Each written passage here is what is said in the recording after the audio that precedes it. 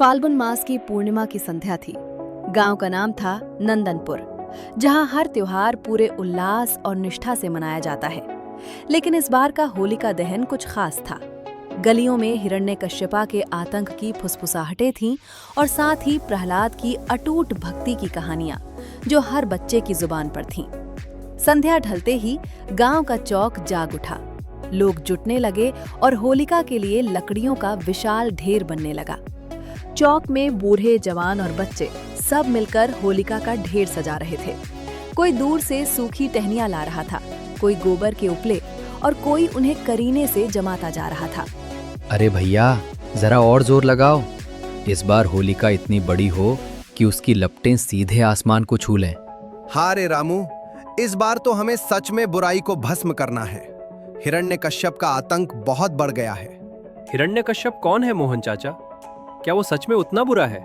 हाँ बेटा, वो बहुत घमंडी और क्रूर है। अपने आप को भगवान समझता है, लेकिन प्रहलाद ने उसे सही रास्ता दिखाया है, अपनी भक्ति से। मोहन चाचा की आवाज में दृढ़ता थी। हर कोई इस अग्नि में उस अंधकार को जलाना चाहता था जो उनके जीवन पर छाने की कोशिश कर रहा था। उधर मंदिर के पास पूजा की तैयारी चल रही थी। पंडित जी के साथ महिलाएं थालियां सजा रही थीं। गुलाल, चावल, कुमकुम, कच्चा सूत और नारियल, और एक थाली में गोबर से बने बरकुल्ले भी। आज का दिन बहुत महत्वपूर्ण है। यह केवल लकड़ियों का जलना नहीं, ये हमारे भीतर की बुराइयों का दहन है। भगवान विष्णु अपने भक्त प्रहलाद की रक्षा अवश्य करेंगे। हाँ पंडित जी, मेरा मन कहता है आज प्रहलाद की जीत होगी। उसका विश्वास कभी नहीं टूटेगा। मुझे बस डर है कि होलिका दहन के समय कुछ अनहोनी ना हो जाए। हिरण्यकश्यप कुछ भी कर सकता है। डरने की कोई बात नहीं बेटी, जहां आस्था होती है वहां भगवान स्वयं रक्षा करते हैं। जैसे जैसे शाम गहरी हुई, लोग थालियां लेकर चौक की ओर बढ़ चले। अब होलिका का ढेर पूरा हो चुका था। उसके चारों ओर गांव के लोग श्रद्धा से खड़े थे। महिलाओं के माथे पर सिंदूर चमक रहा था और बच्चों के गालों पर अबीर के हल्के निशान थे। पंडित जी ने मंत्रोच्चार शुरू किया और वातावरण अचानक गंभीर हो उठा। ओम नमो भगवते वासुदेवाय। मंत्रों की ध्वनि दूर तक गूंजने लगी। सभी की आंखें होलिका के ढेर पर टिकी थीं। तभी एक वृद्ध महिला, राधा अम्मा, धीरे धीरे आगे बढ़ी। उनके हाथों में गोबर के उपलों की माला थी। ये माला मैंने अपने हाथों से बनाई है पंडित जी। ये मेरी सारी बुराइयों का प्रतीक है, जिन्हें मैं आज इस अग्नि में भस्म करना चाहती हूँ। बहुत सुंदर राधा अम्मा, यही तो होलिका दहन का असली अर्थ है। राधा अम्मा ने माला को होलिका के ढेर पर रख दिया। अब बारी थी अग्नि प्रज्वलित करने की। पंडित जी ने गांव के मुखिया सुरेश जी को बुलाया। सुरेश जी, आप ही अग्नि प्रज्वलित कीजिए।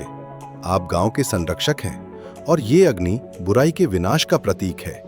ये मेरा सौभाग्य है पंडित जी। पंडित जी ने सुरेश जी को पवित्र अग्नि सौंपी।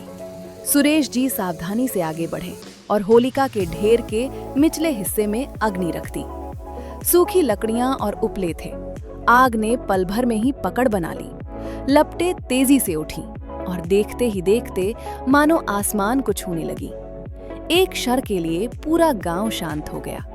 हर आंख उस अग्नि पर टिक गई, जैसे सभी अपने भीतर के भय और अंधकार को जलते हुए देख रहे हों। लपटें उठते ही पूरा गांव जयकारों से गूंज उठा।